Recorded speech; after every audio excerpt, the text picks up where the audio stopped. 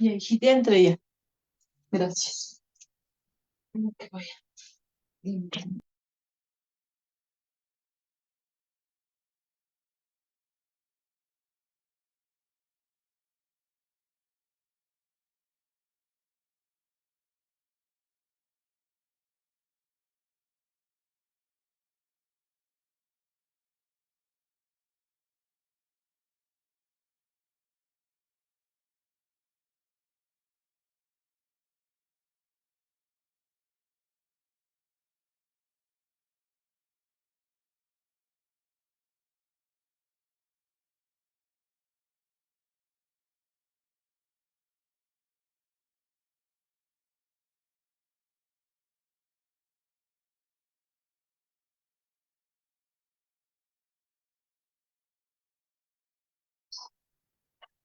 Buenas noches, estimados participantes. Les saluda Magali, asesora académica del Centro de Capacitación Internacional Galenos. Agradezco la participación de cada uno de ustedes al Diplomado de Fisioterapia Neurológica en Esclerosis Lateral Amiotrófica, que viene con el módulo de Tratamiento de Esclerosis Lateral Amiotrófica, con la doctora, que está a cargo con la ponencia, la doctora Ana Karina Valle de Ocando, desde Ecuador. Antes de comenzar con la ponencia, les dejo algunas recomendaciones. Por favor, mantener sus micrófonos y videos apagados durante toda la ponencia. Cualquier duda o consulta lo va a responder la doctora al final de la ponencia. Para los participantes que deseen solicitar la clase grabada más material de estudio, les dejo los números en el chat. Buenas noches, doctora. Puede comenzar con la ponencia. Muy buenas noches con todas las personas asistentes. En primer lugar, quisiera pedir disculpas. Esta vez no podré activar la cámara debido a una situación de inestabilidad de la red. Sin embargo, espero que sea pues la clase lo más llevadera posible, obviando este inconveniente. Por favor, si es que se me permite compartir.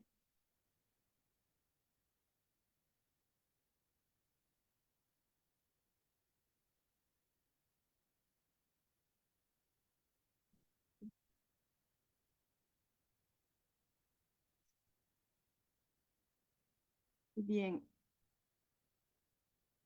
en esta ocasión, continuando con el estudio, la profundización de lo que es la esclerosis lateral amiotrófica, la parte del diagnóstico y del tratamiento, se va a describir este temario que va a enfocar el estudio de una manera mucho más didáctica. Aquí vamos a tener pues la evaluación o el acercamiento que tenemos que tener con el paciente con esclerosis lateral amiotrófica, desde los primeros síntomas hasta el pronóstico que se pueda establecer, el tratamiento farmacológico y manejo de los síntomas que se van presentando, que son pues muy molestos y a menudo son los que afectan la calidad de vida del paciente. Terapias que actualmente se están evaluando, se están estudiando mediante ensayos clínicos aleatorizados, que han tenido respuestas eh, discutibles hasta cierto punto. Muchas de ellas todavía no son aprobadas, inclusive todavía hay cierta resistencia a adoptarlas debido a las posibles complicaciones que éstas puedan tener. Las nuevas investigaciones al respecto, lo que es la rehabilitación y los cuidados paliativos fundamentales para mantener una adecuada calidad de vida y el apoyo psicosocial y la calidad de vida, obviamente, que debe tener el paciente con esta enfermedad tan catastrófica como es la esclerosis lateral amiotrófica. En cuanto a lo que es la evaluación inicial de un paciente con esclerosis lateral amiotrófica, es importante tener presente lo que ya se había mencionado con anterioridad. No existen pruebas diagnósticas específicas para esta enfermedad, por lo que su diagnóstico va a estar enmarcado en la parte clínica, en la evaluación del paciente. También estudios neurofisiológicos que vimos la vez pasada, sobre todo electromiografías, entre otras, y la exclusión de enfermedades mediante, por ejemplo, imagenología. Tampoco se dispone de biomarcadores que permitan diferenciar los fenotipos que se presentan entre sí, las diferentes formas que se presentan entre sí. Ni siquiera se puede identificar de forma adecuada, por decirlo de algún modo, las formas esporádicas de las formas familiares, que también ya se habló la vez anterior.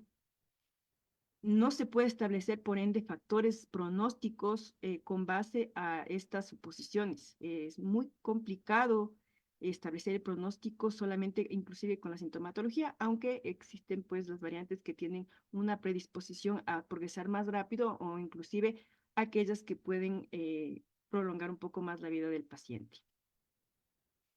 En cuanto a los síntomas iniciales de la esclerosis lateral amiotrófica, es importante destacar que un 33% va a empezar con disartria, con problemas para la dicción. Las debilidades a nivel de las extremidades superiores en la mano, 20%, como está referido en esta tabla.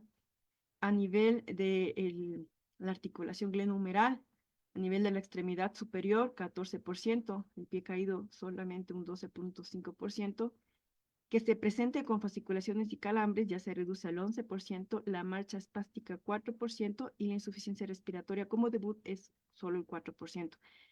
En efecto, cuando se presenta insuficiencia respiratoria, a menudo suelen ser las formas más agresivas y que progresan mucho más rápido que otros fenotipos.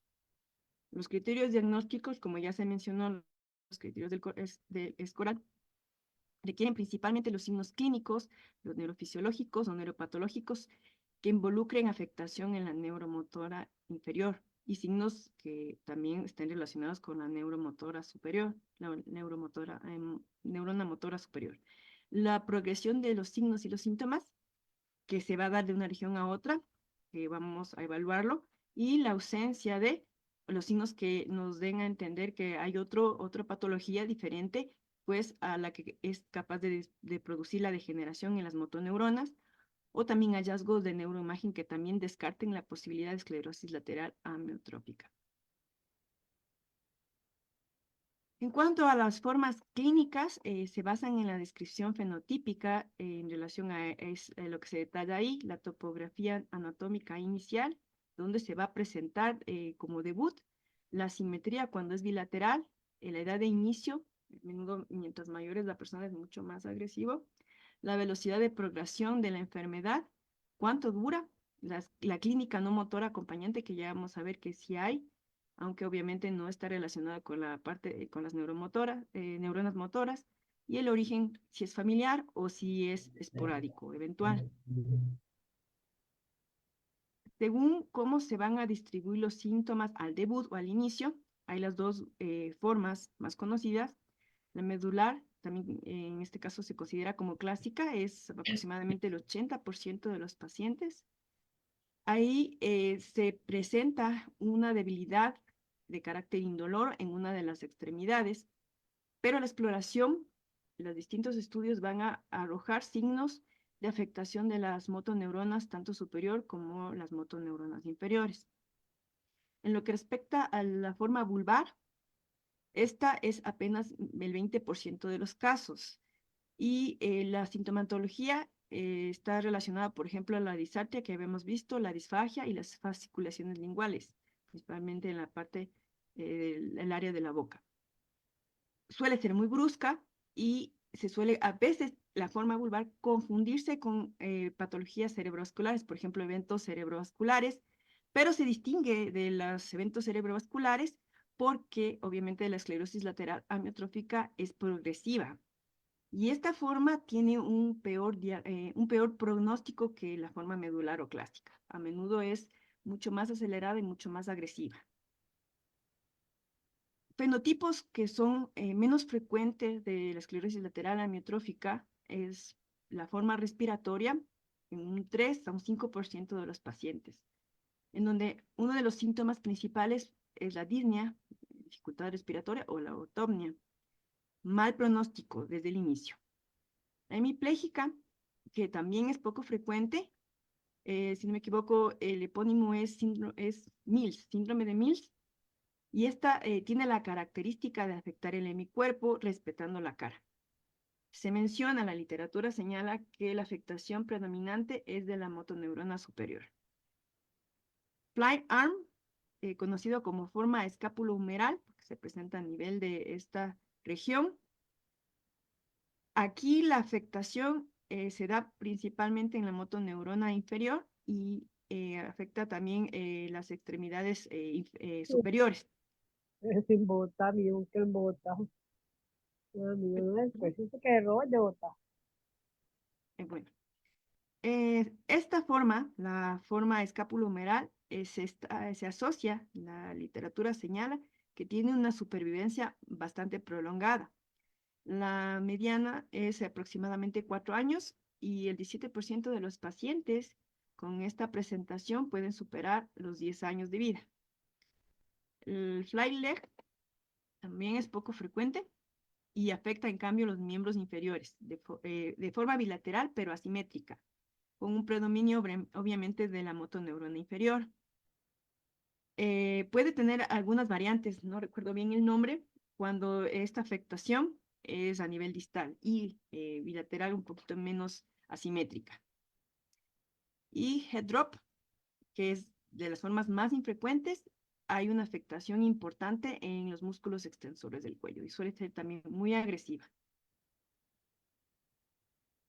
Según el tipo de afectación motora, como sabemos, como ya habíamos visto anteriormente, que exista la afectación simultánea de la motoneurona superior e inferior es casi un requisito para el diagnóstico de esta enfermedad, tomando en consideración los criterios del escorial.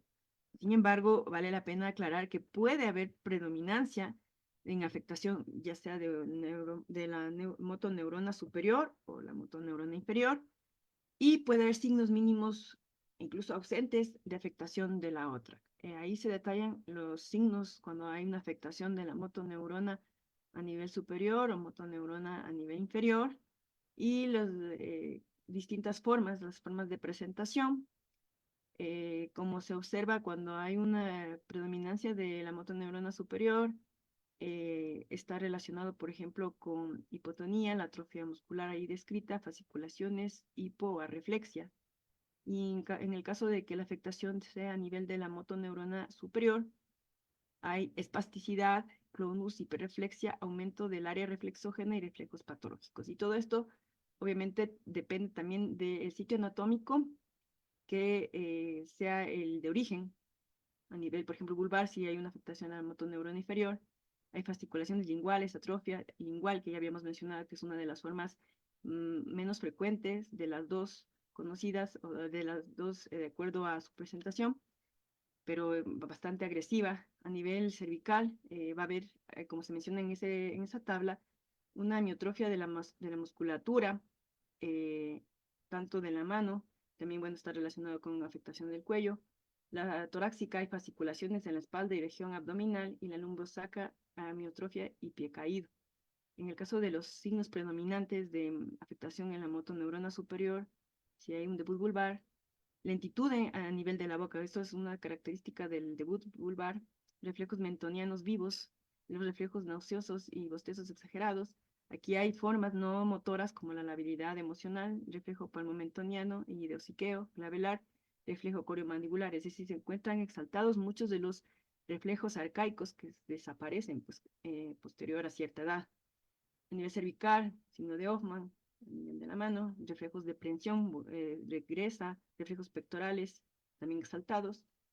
A nivel torácico, ausencia de reflejo cutáneo abdominal, y a nivel lumbosacro, hipertonía, Babinski, clonus aquilio, reflejo cruzado de los aductores. Entonces, esos son algunos de los signos y síntomas que se pueden presentar en dependencia del predominio de qué motoneurona se encuentra afectada.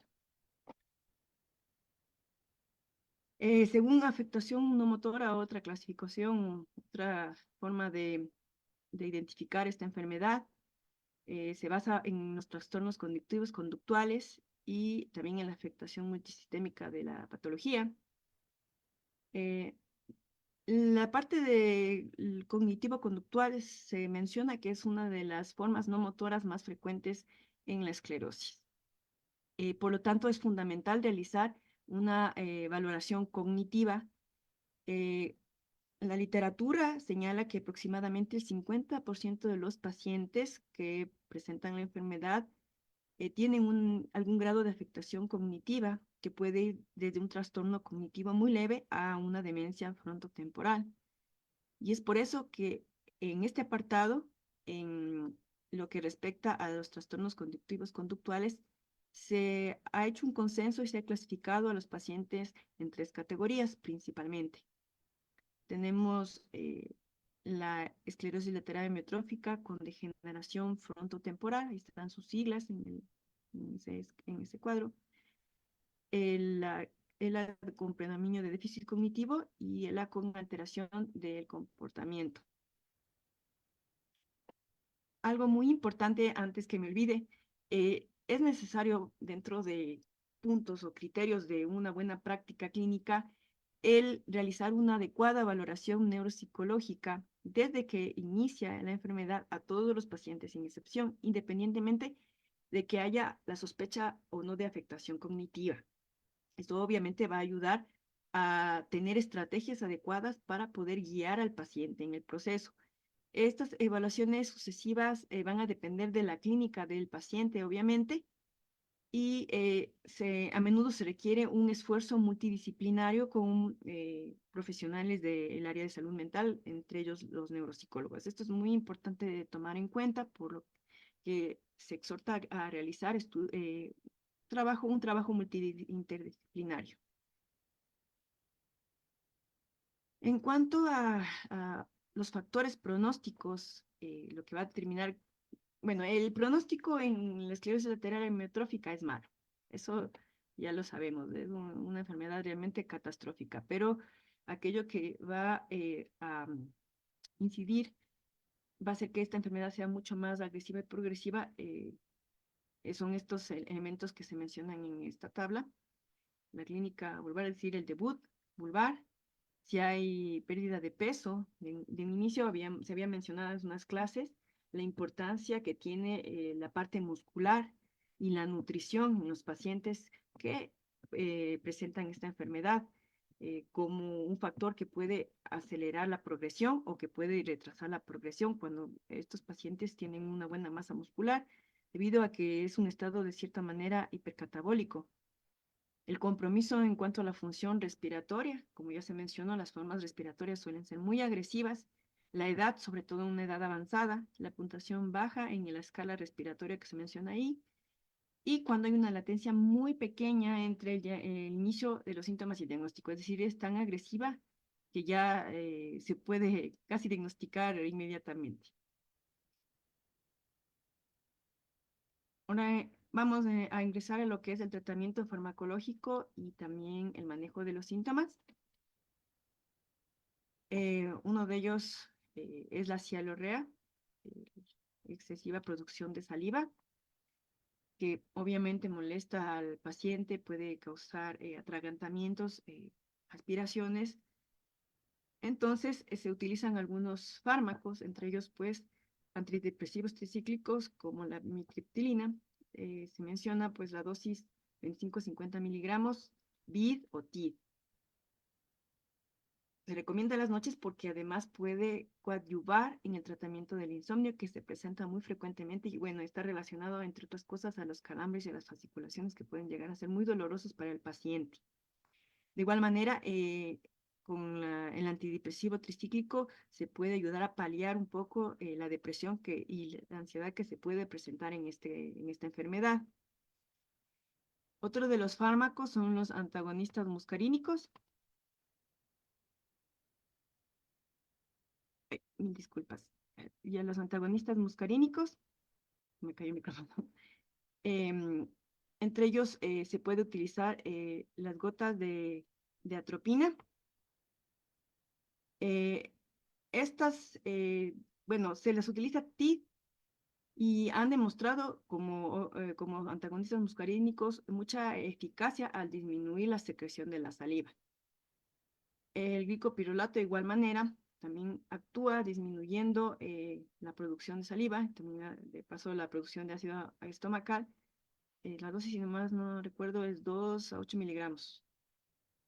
Y también se puede utilizar la escopolamina, ya sea en forma oral o se menciona que se puede utilizar parches de 1.5 miligramos TID, en donde hay una significativa eficacia también para disminuir la cialorrea. Muchos pacientes no les va a bastar solamente un parche, se puede utilizar hasta 2 parches.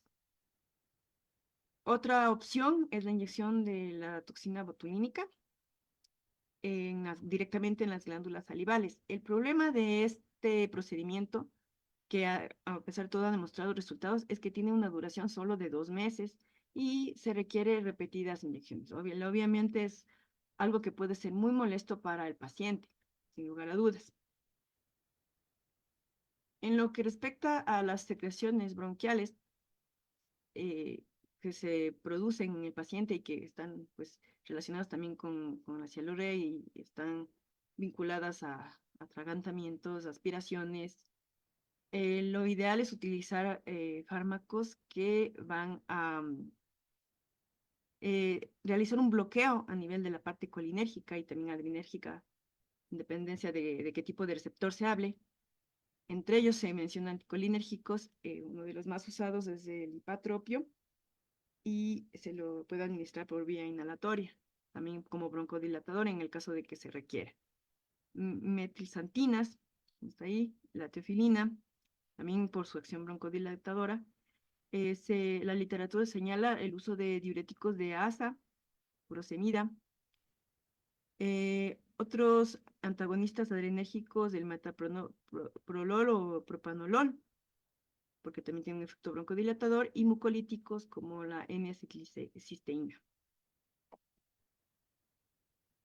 En lo que respecta a la labilidad emocional, que es un síntoma no motor que es muy frecuente, aproximadamente el 20 a 50%, señala la literatura, pueden tener este tipo de alteración y hay, de hecho, una afectación que se conoce como pseudovulvar. Es decir, que no necesariamente se relaciona con el debut vulvar, sino que es eh, más asociado a la parte de la habilidad emocional y otras manifestaciones peculiares como, por ejemplo, el bostezo patológico, el exceso de risa o llanto, un llanto lábil. En estos casos, insisto, es una afectación pseudovulvar, no la forma en sí vulvar. Se puede utilizar una combinación que se ha establecido a una dosis fija de dextrometorfano y quinidina, se menciona 30 miligramos cada uno.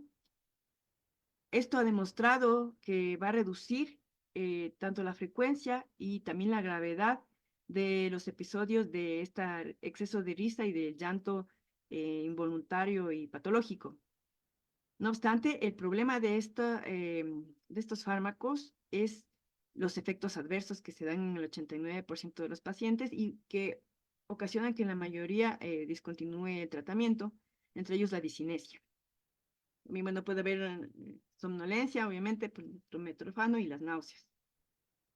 Igualmente, se puede utilizar antidepresivos tricíclicos, siendo el principal la mitriptilina, aunque algunos estudios, alguna literatura señala que pueden tener mejores resultados y menos efectos secundarios los inhibidores selectivos de la recaptación de serotonina.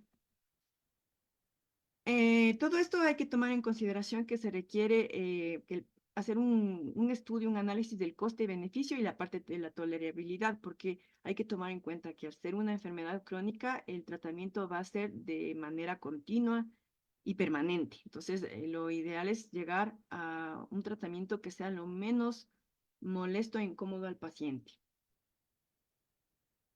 En los calambres musculares, que también, como ya se mencionó, es algo muy frecuente, temprano y molesta al paciente, realmente molesta, sobre todo porque se presenta antes de dormir. Estos pueden ser tratados de manera mecánica, fisioterapia, masajes, ejercicio que se recomienda realizar por las noches. También se puede aplicar calor, se puede hacer ultrasonidos y también se puede realizar hidroterapia. Cuando hay mucho dolor, mucha molestia, se recomienda utilizar antiinflamatorios no esteroides, pero cuando estos fallan, se puede considerar utilizar opioides débiles del tipo de tramadol. Sin embargo, la literatura sugiere que se utilicen con una vigilancia muy estricta por los posibles efectos secundarios, sobre todo las mioclonías que se pueden presentar, y también para mantener una dosis eficaz mínima, o sea, la menor cantidad posible que pueda tener un resultado adecuado. Hay que tomar en consideración que, por ejemplo, si se subutiliza los opioides, no se pueden tener los resultados que se necesitan y obviamente pueden afectar la progresión también del consumo o del tratamiento de este fármaco. Bueno, hay algunos estudios en donde han demostrado que es efectivo utilizar grandes dosis de vitamina E, pero lo que es la Administración de Alimentos de Estados Unidos no aprueba su uso de manera tajante todavía. Todavía hay estudios que no lo respaldan. Antiespásticos se pueden utilizar en los calambres musculares. Sin embargo, el problema de los antiespásticos es que no hay estudios que realmente avalen dentro de un tratamiento, un protocolo farmacológico específico. Entonces, se puede utilizar aquellos que no sean tan complejos, por ejemplo, complementos de magnesio, entre otros. En lo que respecta a la espasticidad, uno de los pilares aquí es la terapia física, que va a permitir reducir esta rigidez. Esta puede estar acompañada de hidroterapia, aplicación de temperatura, ya sea calor o frío, terapia con ultrasonido, estimulación eléctrica con ultrasonido, obviamente. Y a veces hay sugerencias de cirugía en los casos más graves, pero muchos de los estudios no alientan a realizar cirugía en el caso de espasticidad por esclerosis lateral amiotrófica. Lo cierto es que si se instaura un tratamiento farmacológico para esta situación, se recomienda que sea de forma muy lenta y progresiva para evitar otras complicaciones como es la disfagia o la parte de lo que es la parte respiratoria, la parte de la función respiratoria, que puede verse complicada. Se menciona que se puede utilizar el baclofeno, que está ahí, como se puede observar. Una de las dosis, parece que era 15 miligramos, TID. Se dice que el baclofeno intratecal es mucho más efectivo, pero obviamente la vía es más compleja, entonces sí hay que tener cautela en ese aspecto. No existe mucho consenso para la espasticidad del uso de otras drogas. Se barajan el uso de diazepam, por ejemplo, o gabapentina, pero como todavía no está bien definido, no es algo que se encuentre totalmente aprobado. Igualmente la literatura, antes que me olvide, sugiere que se puede utilizar toxina botulínica, sobre todo cuando hay trismus. En lo que respecta a la depresión y ansiedad, que es también muy frecuente en los pacientes, obviamente estamos hablando de una enfermedad sumamente catastrófica. Tenemos algunos aspectos que puntualizar. Por ejemplo, aunque la depresión no está relacionada con el deterioro de las capacidades del paciente y tampoco el tiempo de enfermedad, sí es algo que repercute en su calidad de vida. Y la ansiedad está asociada a menudo a las situaciones, por ejemplo, de la insuficiencia respiratoria, los problemas respiratorios que se pueden presentar, lo que respecta a los atragantamientos, lo que implica la disfunción respiratoria nocturna, entre otros. Es importante, como dijimos, un trabajo multidisciplinario, interdisciplinario, para poder establecer si hay síntomas o signos de depresión y ansiedad y poder hacer un tratamiento adecuado para el paciente. Es fundamental, por ejemplo, que el paciente acuda a psicoterapia y a menudo se recomienda psicoterapia familiar y de acompañamiento y obviamente la parte de la farmacoterapia. Como ya se mencionó, uno de los fármacos que se utiliza para esta situación y también para el insomnio, la amitriptilina, aunque, insisto, lo que actualmente se considera es mejor inhibidores selectivos de la recaptación de serotonina, como la sertralina, por ejemplo.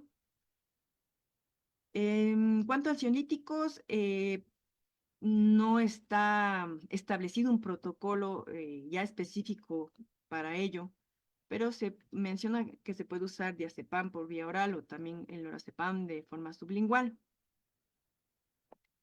En lo que respecta al insomnio, también como ya se mencionó, es bastante frecuente y está relacionado, como se dijo, a los calambres, al dolor muscular, al hecho de que el paciente obviamente no va a poder cambiar de posición al dormir o a la insuficiencia respiratoria. Entonces, medicamentos que se utilizan para esto, la amitriptilina, que ya mencionamos, y vuelvo y repito, la parte de los ansiolíticos es todavía discutible, pero nuevamente, el lorazepam sublingual o diazepam por vía oral es lo que más suele utilizarse. Se puede complementar con AINES, como ya mencionamos, con antiespásticos y analgésicos simples, por ejemplo, el paracetamol también. Cuando hay mucho dolor, se necesita un tratamiento un poco más amplio. El laringoespasmo, el paciente le va a causar mucha dificultad para respirar y pues un episodio de pánico y exacerba la ansiedad. La literatura señala que se presenta en el 2% de los casos al inicio o en fases muy tempranas y 19% ya en fases bastante tardías. Este laringoespasmo es de resolución espontánea y más bien tiene relación a alguna causa como la tos, el paciente se atraganta por la disfagia y lo más frecuente es el reflujo gastroesofágico. De manera que si la causa es esto último, se recomienda la utilización de inhibidores de bombas de protones. En lo que respecta a la insuficiencia respiratoria, que es una de las situaciones que más complica al paciente, merma su calidad de vida, se sugiere la oxigenoterapia inicialmente con flujos bajos en dependencia de lo que requiere el paciente, 2 litros por minuto, puede ser en cánula nasal. Se puede optar por ventilación no invasiva en relación a ciertas indicaciones. Lo principal es cuando la capacidad vital forzada se encuentra al 50% o la saturación arterial nocturna es menor al 88%. Son indicaciones de que puede realizarse en ventilación nueva invasiva. Un tratamiento un poco más invasivo es el marcapasos diafragmático para mantener el ritmo del movimiento del diafragma. Esto se puede hacer independientemente de si hay o no hipoventilación, o sea, hay evidencia de hipoventilación, pero la indicación es como la anterior, que la capacidad vital forzada sea menor al 50% y que a pesar de todo haya funcionalidad de los nervios frénicos. El inconveniente es que se requiere intervenciones, por ejemplo, realizar la toracoscopía, perdón, no sea difícil, toracotomía y esternotomía. Y la traqueostomía se puede utilizar incluso como primera elección cuando el paciente lo desea. Obviamente todo esto tiene que hacerse una valoración del coste-beneficio que va a proporcionar al paciente cualquiera de estas intervenciones. En lo que respecta al tratamiento en sí, en la actualidad hay 3 medicamentos que están aprobados por la Administración de Alimentos de Estados Unidos, por la FDA. Tenemos el Riluzol o Riluzole, el edarabona y también el fenilbutirato de sodio y taurursodiol. En el primer caso, el Riluzol es, digamos, el fármaco que tiene una aprobación más antigua desde los 90 aproximadamente. Este fármaco tiene como mecanismo de acción, como ya se había mencionado en ponencias anteriores, realizar una inhibición, una disminución del efecto y de la producción de glutamato a nivel del sistema nervioso central. Lo hacía, como ya habíamos visto, en relación a receptores, está involucrado el sodio, lo que hace es inhibir la liberación del glutamato y el efecto excitotóxico que este tiene. También puede facilitar la recaptación del glutamato y va a bloquear las acciones posisinápticas que tiene el glutamato en algunos receptores específicos. Este fármaco se lo administra por vía oral. Los estudios señalan que puede aumentar la expectativa de vida aproximadamente un 25% en pacientes que tengan menos de 75 años. La dosis me parece que es 50 miligramos. eh, y se utiliza preferentemente en pacientes que no tengan trastornos de la respiración y que no cuenten con traqueostomía. Esto es importante. Tiene algunos efectos secundarios, entre ellos los mareos y la parte gastrointestinal. Además, debido a la afectación del hígado, por lo que es importante hacer un seguimiento de enzimas hepáticas cuando el paciente se encuentra pues, consumiendo este fármaco. En el caso de la edarabona, este fue aprobado ya más o menos en 2016-2017 a dosis, parece que es 30, bueno, no estoy seguro, pero la administración es intravenosa. El protocolo es bastante peculiar. Se lo utiliza de corrido una vez al día, esto por 14 días, y luego se dejan 14 días sin administrar. Después de este ciclo que tuvo esta alternancia, ¿no? Primero 14 días con el fármaco y luego 14 días sin el fármaco. El siguiente ciclo son 10 días con el fármaco y luego 14 días sin el fármaco. Entonces, ese es el protocolo. De ahí en adelante son 10 días con y 14 sin. El mecanismo de acción o el principio de este fármaco es ralentizar el deterioro de las funciones que se presentan.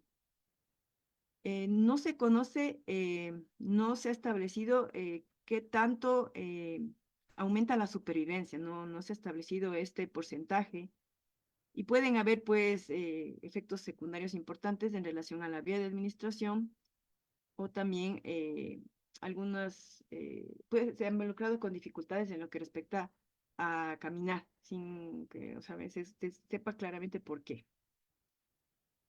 El último fármaco de los 3 que están aprobados, los únicos que actualmente realmente se utilizan, el fenibutirato de sodio y taurursodiol.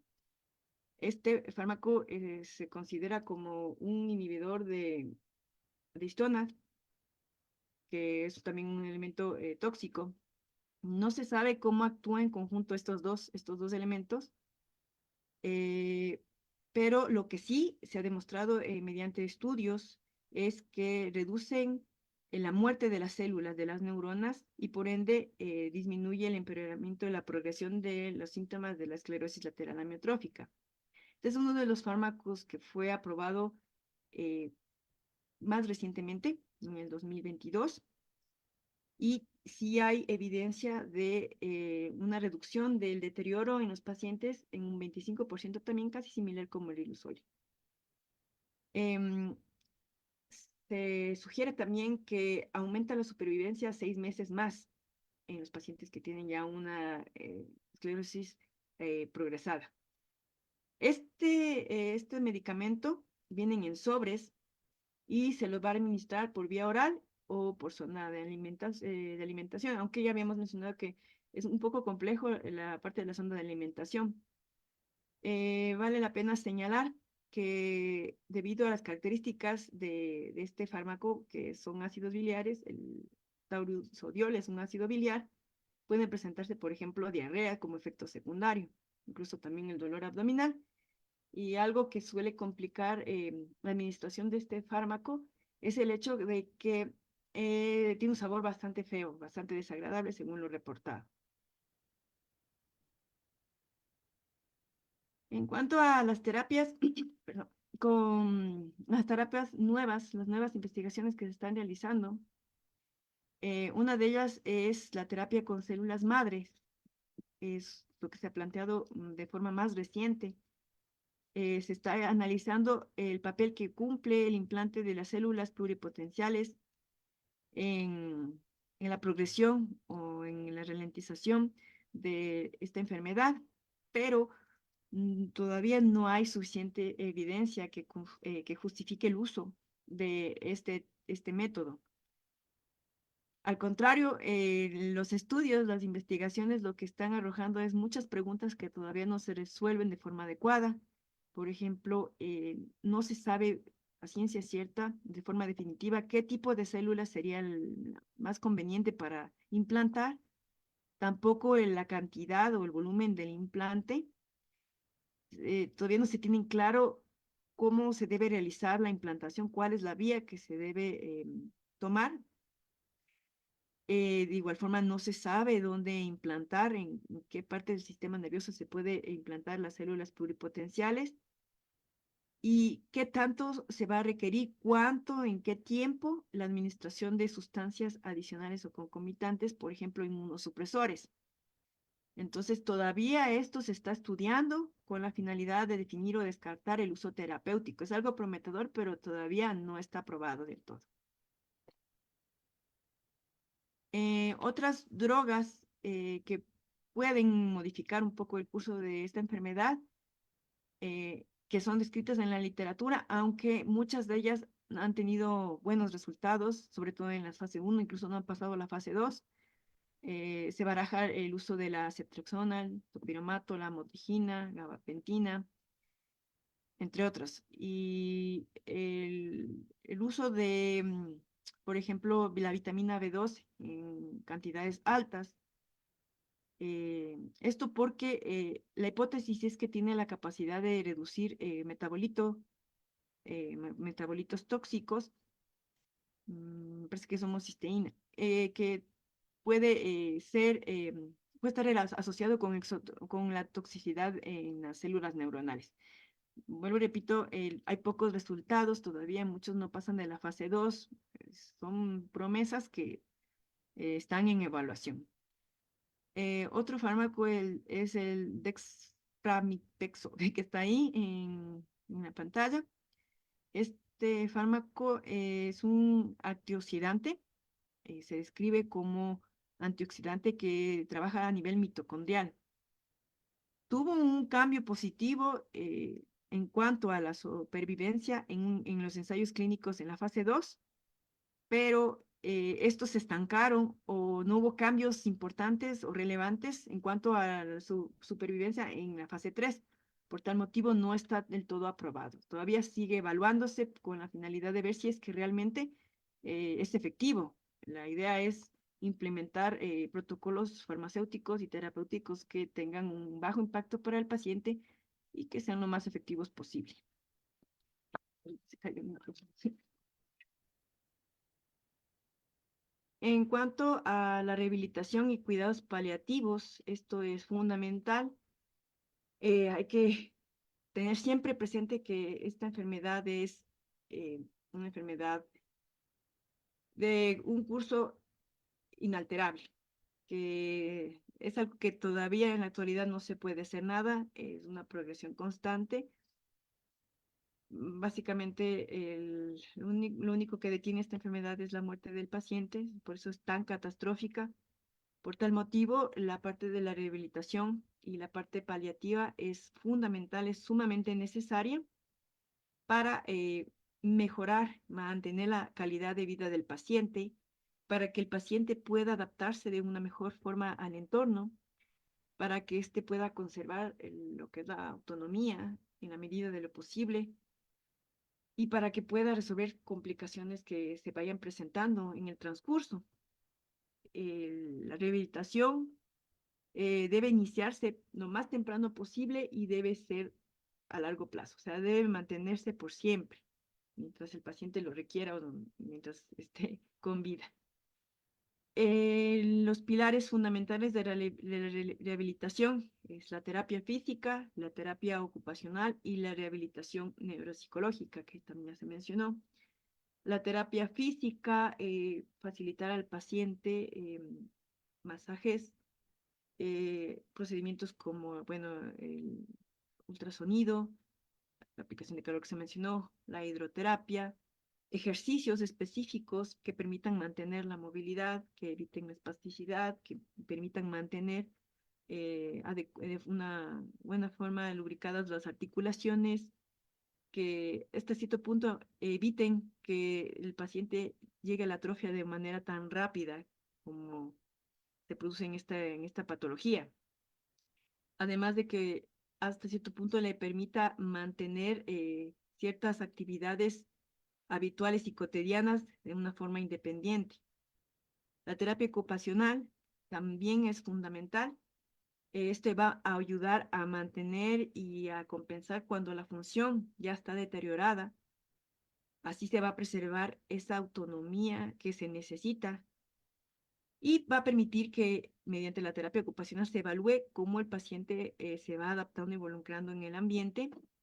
Va a permitir que se le instruya al paciente de ejercicios que le puedan beneficiar, que puedan facilitarle el manejo de instrumentos de uso cotidiano que para las personas en otra situación no es complicado, pero para una persona con esclerosis lateral amiotrófica, por supuesto que lo es. En la rehabilitación neuropsicológica, el principio, el objetivo de esto es reducir ese impacto que va a tener en la parte cognitiva que ya se mencionó y permitir a la vez que la integración del paciente sea la mejor posible. Esto es un punto muy necesario. Aquí es importante que se intente restaurar las funciones cognitivas, aparte de la parte física, se pueda hacer una compensación conductual o que la persona se pueda adaptar al entorno de una manera más funcional y que también se haga énfasis en la parte conductual para que el paciente se sienta lo suficientemente apoyado y comprendido, y no solamente el paciente, sino también los familiares.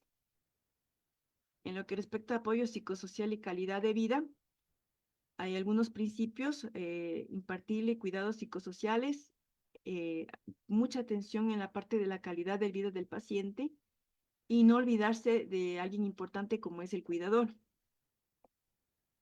Perdón. En los cuidados psicosociales es fundamental, como ya se mencionó, el cuidado paliativo que se inicie desde el momento que se establece el diagnóstico, lo más temprano posible. Uno de los objetivos es la aceptación, muy difícil obviamente, de la enfermedad y que el paciente tenga la mejor de las predisposiciones para seguir los protocolos de tratamiento y las terapias con la finalidad de ralentizar los síntomas que inevitablemente se van a presentar. Los pacientes que ya presentan per se problemas como depresión o problemas en su autoestima, los que están excluidos socialmente, aquellos que ya les cuesta aceptar la enfermedad, tienen que ser adecuadamente valorados y guiados, porque esto va a contribuir a que obviamente la parte anímica afecte y exacerbe esta enfermedad, además de ocasionar que en muchas ocasiones el paciente no acepte de forma adecuada los tratamientos. Se debe hacer valoraciones y tratar la parte emocional, la parte del estrés emocional que tiene el paciente a ser portador de esta enfermedad tan agresiva, incurable, fatal. Y se debe fomentar, establecer lazos fuertes a nivel de la familia y amigos o del entorno cercano. De este modo, vale la pena señalar que conforme la enfermedad va a progresar, es sumamente necesario, es imprescindible que se haga un ajuste en la familia también, que la familia se mentalice de qué es lo que va a pasar en un futuro lejano o no.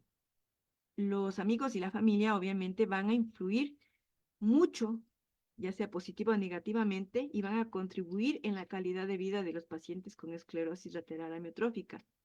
Los pacientes que se sienten más respaldados van a poder sostenerse mejor en aquellos momentos difíciles que aquellos que están abandonados.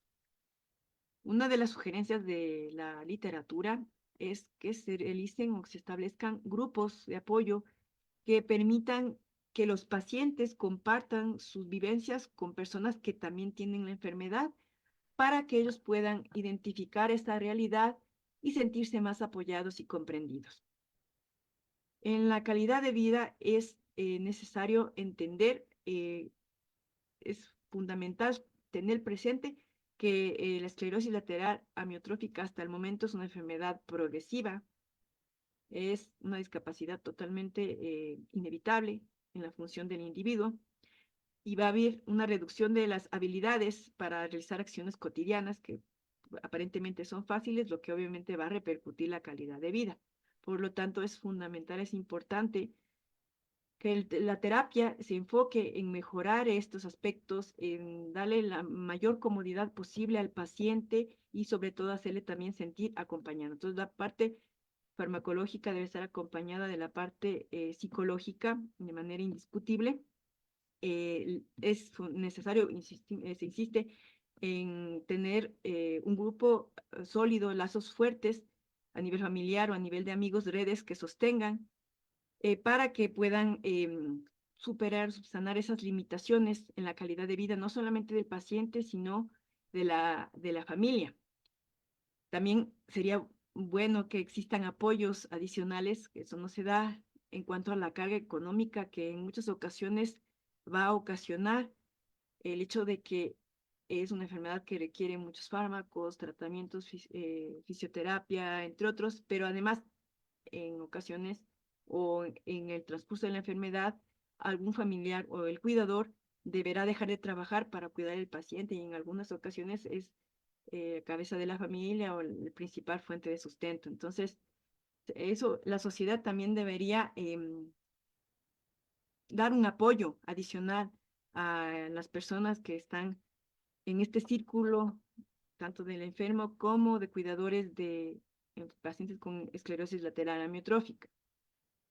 Algo importante, hay que también hacerle entender al paciente que la calidad de vida ya no va a depender solo de su fuerza o funcionamiento físico que se va a ver disminuido, sino que hay otros factores que le pueden dar una mejor calidad de vida, elementos psicológicos, la parte social, el sentirse acompañado. Y la literatura además apoya eh, lo que es la espiritualidad en los casos que se requieran para que el paciente se sienta mejor y que tenga una mayor esperanza. Todo esto además está relacionado con conocer el estado, cómo está psicosocialmente el paciente. Los cuidados paliativos hacen énfasis en esto, en tratar de que la calidad de vida del paciente sea la mejor posible dentro de lo que cabe. Y finalmente, no se puede descuidar, se insiste, la necesidad del cuidador. La acción del cuidador es sumamente desgastante, implica muchas responsabilidades, requiere mucho cuidado y es mayor cuando la enfermedad evoluciona.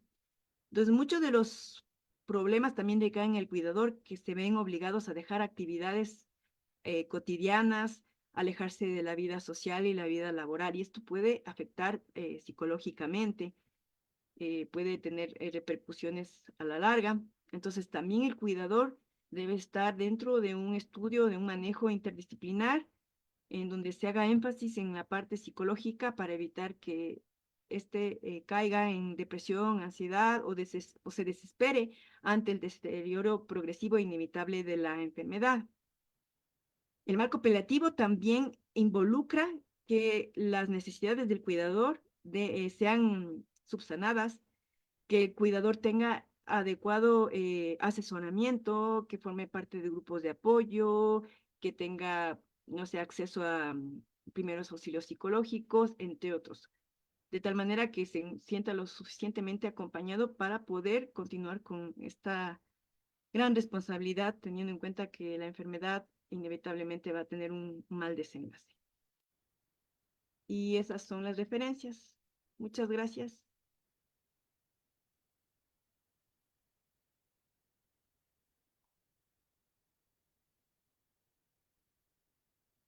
¿Alguna pregunta?